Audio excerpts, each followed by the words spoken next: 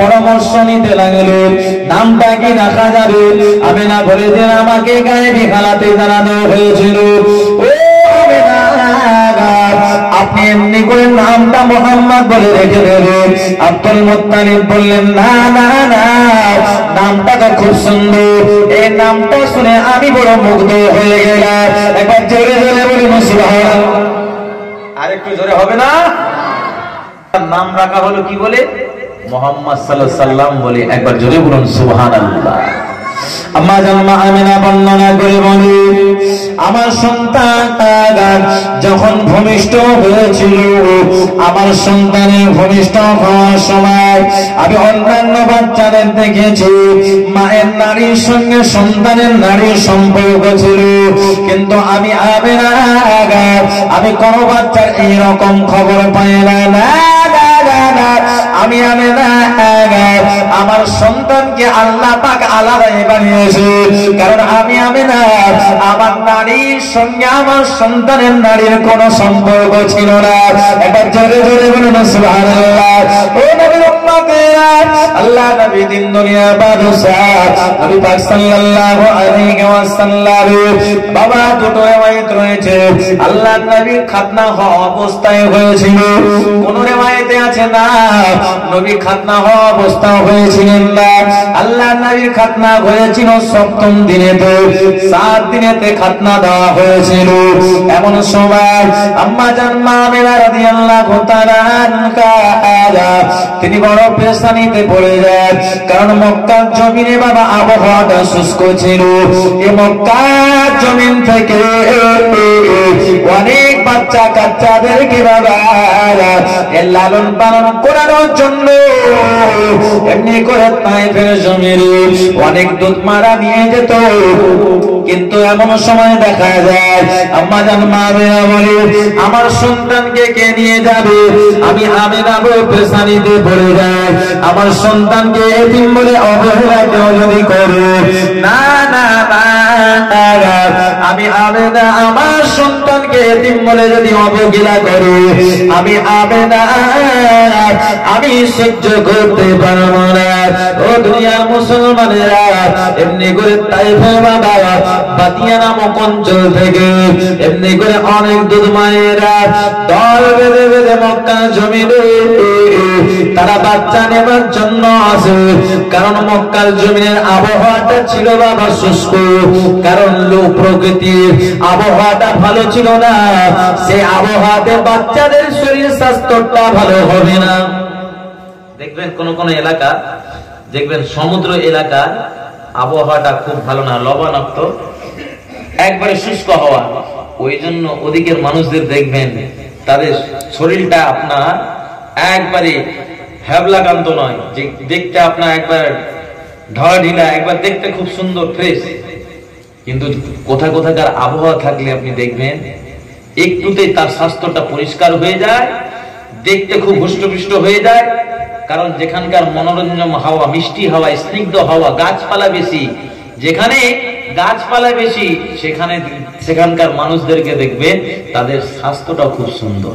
মক্কার জমিনটা হচ্ছে আপনার মরুভূমি এলাকা, ওই জায়গার আবহাওয়া ততটা মনোরঞ্জন নয়, বাচ্চাদের স্বাস্থ্যের পক্ষে খুবই খারাপ।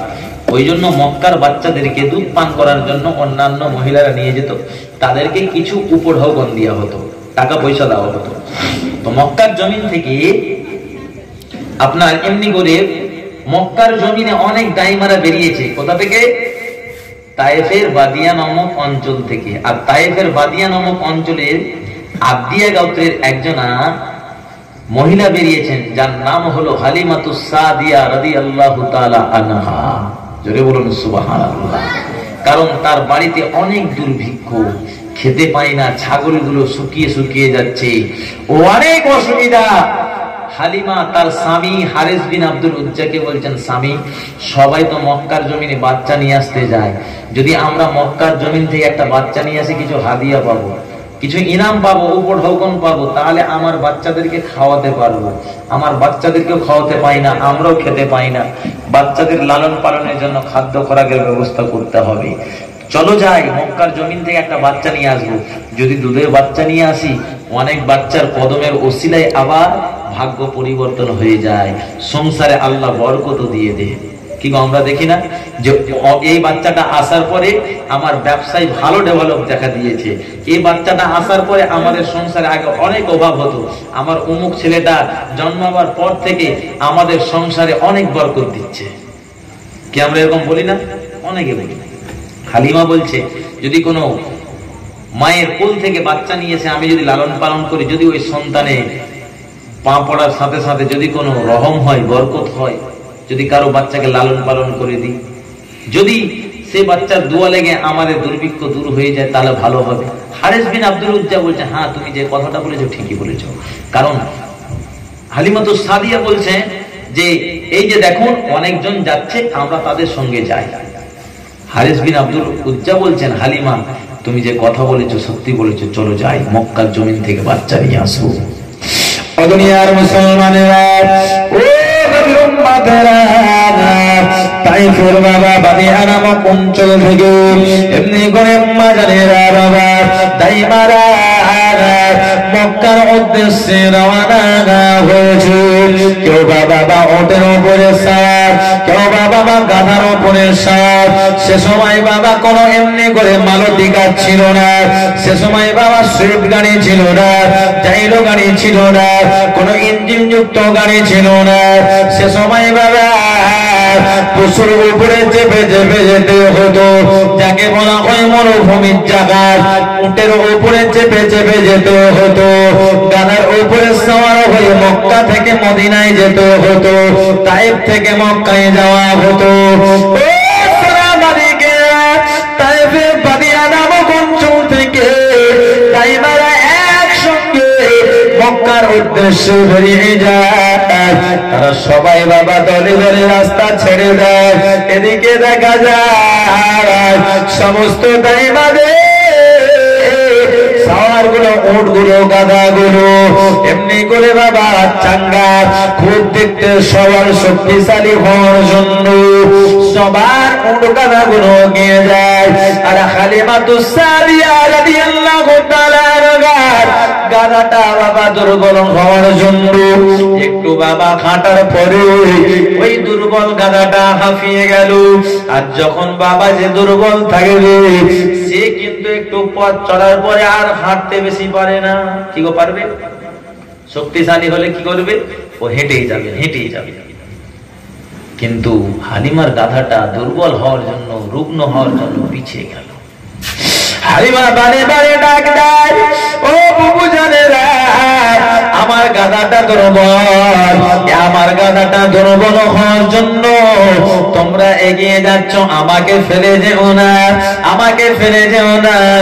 তারা কিন্তু কোনো কথা শুনল না, তারা এগিয়ে চলে গেল। হালিমা পিছনে পিছনে যায়, তোর জন্য আমরা পিছিয়ে যাব এটা হতে পারে না। আমি নাকি হালিমার কথা কোনো মতেও রাখলো না। ওই সময় দাইমারা আগে আগে মক্কায় পৌঁছে গেল। হযরতে হালিমাতু সাদিয়া রাদিয়াল্লাহু তাআলা আনহা তিনি পিছনে পিছনে যাচ্ছেন। সমস্ত দাইমারা পৌঁছে গেল। পৌঁছানোর পরে আল্লাহ নবীর দাদু জাগার হযরতে আব্দুল মুত্তালিব বললেন, ও দাইমারা কে এমন কে রয়েছে? আমার এক এতিম পোতা রয়েছে, আমি বেশি উপঢৌকন দিতে পারবো না, ওই বাচ্চাটাকে কে নিয়ে যাবে? তখন দেখা গেল বাবা সমস্ত দাইমারা তা আমার নবীকে দেখলো, আমার নবীকে এতিম বলে লাঞ্ছিত বঞ্চিত করে রেখে দিল। তারা আমার দয়ার নবীর সোনা নবীকে নিয়ে গেল না। এদিকে মা আমিনার মনটা খারাপ, জানি যে বাচ্চাকে আমি দেবো, এই বাচ্চাটা দেওয়ার জন্য কেউ নিয়ে যাচ্ছে না, দেখছে রেখে দিচ্ছে। ভাই মনটা ভালো করবে? হ্যাঁ, মনটা খারাপ হয়ে যাবে। এদিকে হালিমা মনে মনে ভাবছে, তার স্বামীকে বলছেন, স্বামী তারা তো মক্কার জমিনে আগে পৌঁছে যাবে, তারা তো ভালো ভালো পরিবারের বাচ্চাগুলো নিয়ে নেবে, আর তাদের ফেলে রেখা, যে বাচ্চাটা তারা ফেলে রাখবে সেই বাচ্চাটা আমাদের নিয়ে আসতে হবে। হাই রে হাই, এমনি তো দুঃখ, আবার দুঃখর পরে দুঃখ।